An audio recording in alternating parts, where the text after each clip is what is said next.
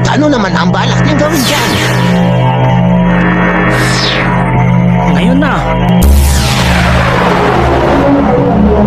Ito ay bahagi lang ng aking espiritual na aura.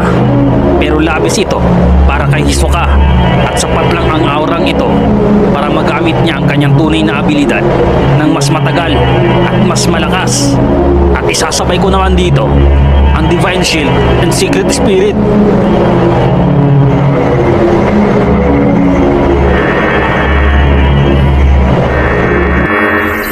Aba, may nakahanda ng umatake. Pero sayang naman, bala ko pa naman sana siyang ihuli dahil talagang napakapamilyar ng itsura niya at napaka-misteryosong tao pa. Umaayon ang lahat sa plano at malamang alerto siya ngayon dahil sa ginawa kong ito. Iniisip niya ngayon na aatakihin ko siya. Ngayong nakahanda na ito, isusunod ko na ang remote ability ni Leorio.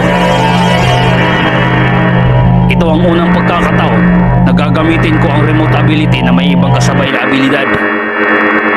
At hindi para umatake, kundi para pagalingin si Hisoka at proteksyonan.